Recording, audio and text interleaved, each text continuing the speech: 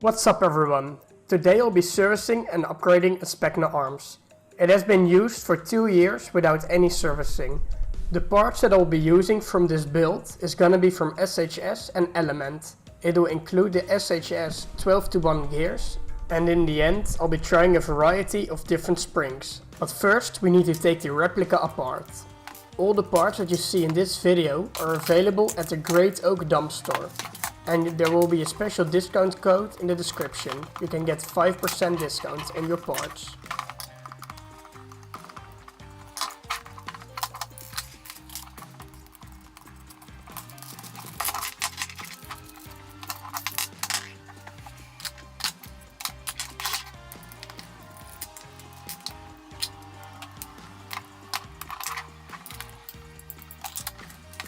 Here we have the gearbox. Let's open it.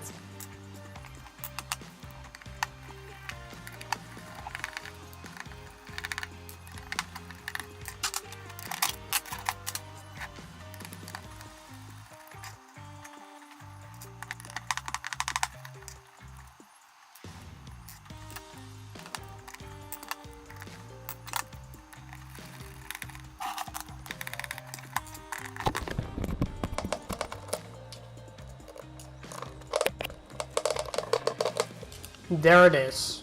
On first sight, I was very impressed by the state of the gearbox. Remember, this was used in CQB for 2 years without any servicing to the gearbox. First, I wanted to check out the piston, because I expected that to be broken.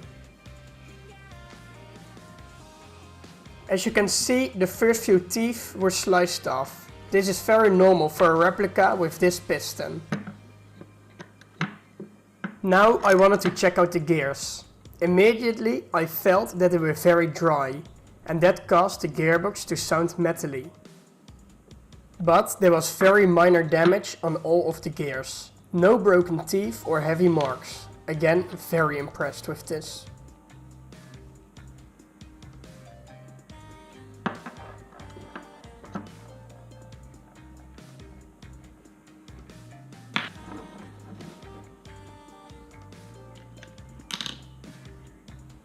And at last, I wanted to check out the trigger mechanism. I will start with the safety lever, and there was no sign of any damage, so there's no need of replacing this.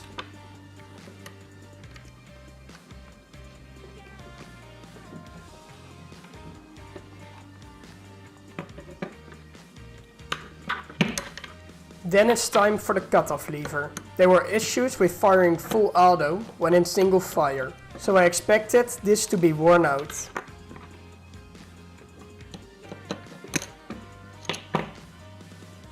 As you can see, the place where the lever touches the sector gear is totally flat.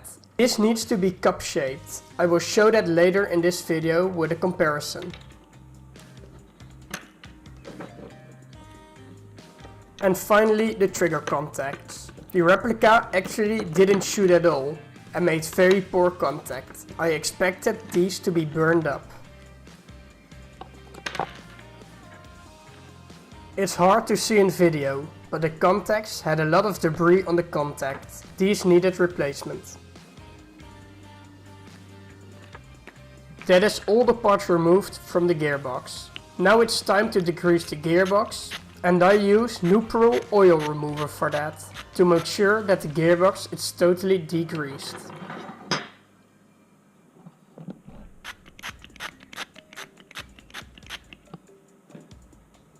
Let it sit for a moment and then rub it in with a brush. After that you can clean it with water and let them dry.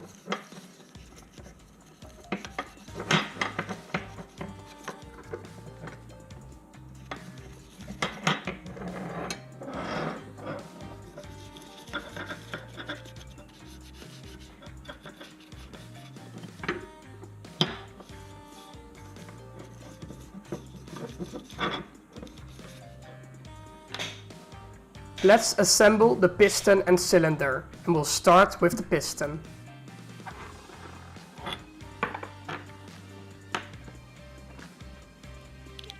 Unscrew the piston head and make sure you don't lose any of the parts. This one has a bearing for the spring, so the spring is able to freely turn around.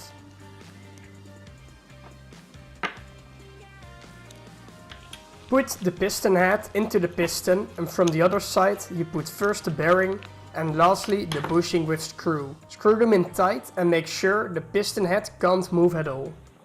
When trying to test fit the piston with the cylinder, it didn't move smoothly, but this wasn't an issue because there was no lubrication put on the rubber or the cylinder.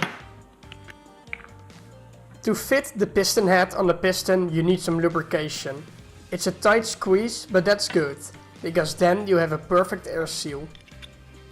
Now we can assemble the gearbox. Here we are with the gearbox. We'll start with installing the cutoff lever. Let's compare the two levers. As you can see, the one on the right is used and worn. It needs replacement. When installing the cutoff lever, make sure that it fits well, and when you tighten it, the lever has to move freely. Next up is the piston and cylinder combination. Place the tappet plate and the nozzle in the right spot and fit it in the gearbox. Don't forget to attach the tappet plate spring to the gearbox. Now it's time for the gears. I have pre-shimmed them off camera, but if you want to see that, let me know in the comments. When installing these, make sure that you don't lose any of the shims. Also, you can lubricate them in advance, before you place them. Next up is the anti-reversal latch. This prevents the gearbox from overspin and spinning in the wrong direction. And finally, the trigger. After this, we can close the gearbox.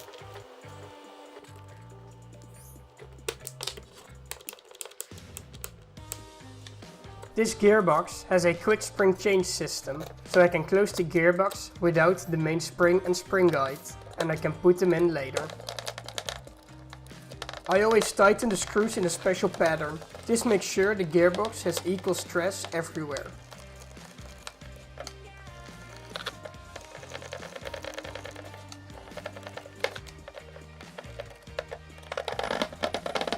Finally, we can put in the selector plate spring. This part makes sure that the replica can switch from full auto to single and safe.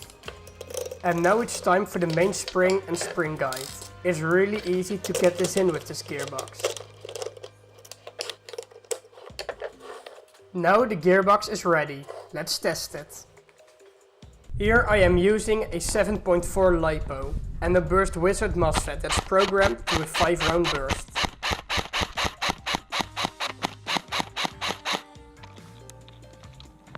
With the 7.4 LiPo there isn't much of a change from stock, but the gearbox sounds good.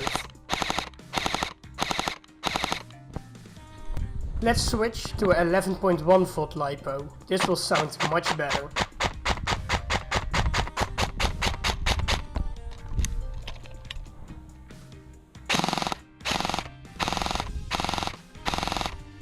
Unfortunately, I don't have any comparison with the stock version, because the replica arrived broken, but I'm very happy with the results I got. All the parts that are used in this video are for sale at the Great Oak Dump Store. I have a discount code in the description. If they are not on the website yet, you can contact the owner and he will make sure that you get the parts. Don't forget to like and subscribe, and I want to thank you for watching, and hopefully I'll see you soon. Bye bye.